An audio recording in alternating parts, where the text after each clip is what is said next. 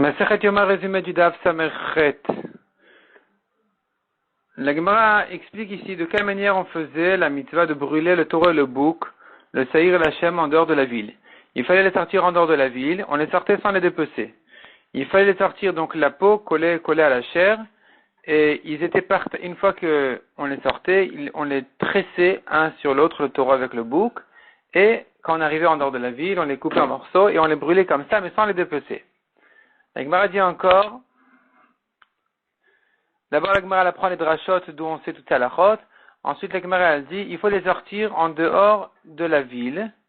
D'où on sait en dehors de la ville, parce que 3 fois la Torah nous dit en dehors du camp. Or il y a 3 camps qui sont Machane Shrina, le camp de la Shrina qui est dans la Hazara, Machane Levia qui est le camp de Lévim, le Harabaït, et enfin Machane Israël, le camp d'Israël qui est toute la ville de Yerushalayim.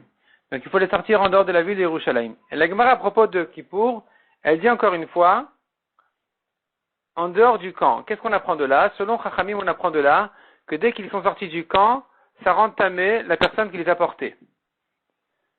Selon Rabbi Shimon, par contre, il ne devient tamé que lorsque ça se brûle. Quand le taureau a été brûlé, c'est là où il devient tamé, celui qui l'a brûlé. Et donc, selon Rabbi Shimon, revient la question, mais pourquoi c'est écrit en dehors du camp à propos de Kippour? La Gemara dit, c'est pour nous faire une Gzera Shava, comparer le taureau de Kippour à la vache rousse. Pour nous dire que de même que le taureau de Kippour se brûle en dehors des 3 camps, en dehors de la ville, de la même manière, la vache rousse est brûlée en dehors de la ville. Et de même que la vache rousse est brûlée, elle est brûlée à l'est de la ville, de la même manière, le taureau de Kippour, et d'ailleurs tous les autres parim et nisrafim, les taureaux qu'il faut brûler en dehors de la ville, sont brûlés à l'est de la ville. Selon les chachamim qui ne pensent pas comme ça, qui ne font pas cette dracha, eux pensent que c'était brûlé au nord de la ville et pas à l'est. La Gemara dit encore, à l'endroit où on brûlait les taureaux, en dehors de la ville, on mettait des cendres du misbéach. Et la Gemara dit, la Gemara ramène une marloquette, où on fait du pasouk, El Shefer Hadeshen, on apprend que on apprend, selon Tanakama, dans une braïta, qu'il faut mettre les cendres du misbéach là-bas en dehors de la ville par terre à l'endroit où on va brûler les taureaux, parce qu'en réalité, à cet endroit-là aussi, on versait toutes les cendres du misbéach. Donc, à part la mitzvah de Troumat Hadeshen, qui est le prélèvement des cendres, une poignée qui était posée dans la Hazara à côté du misbéach, qui s'avalait miraculeusement dans la terre, il y avait aussi de sortir les cendres, les quantités énormes de cendres qu'il y avait sur le misbéach, et ça a sorti en dehors de la ville complètement. Et donc là, on met les taureaux à brûler, qui sont le taureau de Kippour, et encore d'autres corbanotes qui se brûlent là-bas. Eh bien, il fallait mettre d'abord des cendres du misbéach par terre. Rabbi Eliezer ben Yaakov dit, on apprend du pasouk plutôt autre chose. On apprend du pasouk que ça doit être sur une pente, un endroit où ça se verse. Pas où on verse les cendres du misbéach, mais un endroit où ça se verse tout seul, donc c'est une pente. La Gemara dit, mais il se peut que Rabbi Eliezer ben Yaakov soit d'accord avec Tanakama, qu'il fallait mettre et les cendres du misbéach et que ce soit en pente. La Gemara ramène encore une braïta. Celui qui brûle devient tamé, mais pas celui qui a allumé le feu, ni celui qui a rangé les bois. C'est que celui qui a vraiment brûlé. Donc qui a retourné le taureau dans le feu pour qu'il se brûle. Le taureau et le bouc pour qu'il se brûle.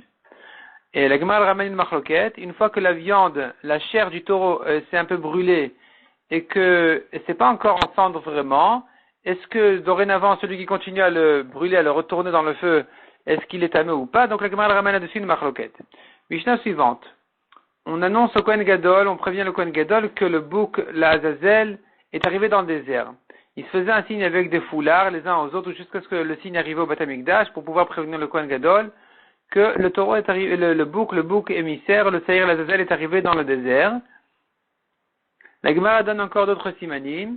On devait accompagner, il y avait des gens de Yerushalayim qui sortaient pour accompagner la personne qui amenait, celui qui amenait le bouc, la Azazel, donc il marchait 1 mille avec lui, il revenait 1 mille, on attendait le temps de marcher 1 mille de plus, c'était le temps d'arriver dans le désert 3 000.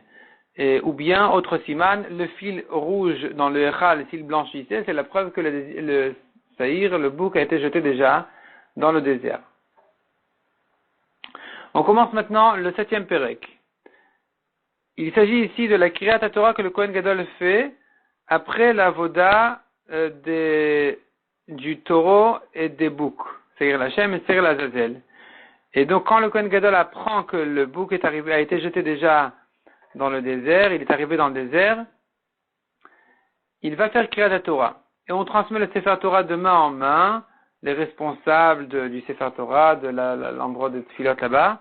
Il passait le Sefer Torah jusqu'à qu'il arrivait au Kohen Gadol. Le Kohen Gadol se tenait debout et lisait là-bas la Kriyat Torah de Kippour. Il faisait dessus, donc il lisait une partie dans le Sefer Torah, une partie il disait par cœur parce qu'il ne pouvait pas rouler le Sefer Torah dans des parachutes qui étaient trop loin pour ne pas faire attendre tout le monde entre temps, et il terminait par 8 brachot qui se rapportaient, une brachot sur la Torah, une bracha sur la Torah, une bracha sur la Avoda, une bracha sur la Oda, Modim, une bracha sur la Mechila de Kippour, une sur le Mikdash, une sur Israël, Yerushalayim et les Kohanim, et le reste de la Tfila. La Mishnah conclut en disant, celui qui voit le Kohen Gadol faire la Kriyat Torah ne peut pas voir le taureau et le bouc qui sont brûlés, et inversement, pas parce qu'il y a une interdiction ou un problème, simplement c'est pas possible techniquement parce qu'ils sont loin l'un de l'autre et que ça se fait en même temps. La Gemara maintenant déduit de la Mishnah, qui permet au Kohen Gadol de porter ses propres vêtements au moment de Kriyat Torah, ou bien s'il veut, il peut garder les vêtements de Keuna. C'est la preuve que d'une part c'est pas une avoda puisqu'il peut porter ses propres vêtements, d'autre part, on voit de là qu'il peut profiter, tirer plaisir des bigdei Keuna puisqu'il peut les garder alors que ce n'est pas une avoda. Ce qui n'est pas évident, la Gemara dit. On s'est posé la question, est-ce que les bigdei Keuna on a le droit d'en profiter ou bien ils ont un tel degré de Kedusha qu'on ne peut pas en profiter en dehors de la avoda. Donc la Gemara voulait prouver de notre Mishnah que c'est permis, mais la Gemara le repousse en disant, ça fait partie de la avoda quand même la Kriyat Torah, donc c'est vrai que c'est pas obligatoire, mais s'il veut c'est permis. Mais ce n'est tout de même pas la preuve que pour une chose qui n'est pas du tout la avoda, qu'on puisse utiliser les bigdei Keuna. Donc ça reste en question, la Gemara va continuer dans le daf suivant à ramener des preuves pour ou contre si on a le droit de profiter des bigdei Keuna en dehors de la avoda.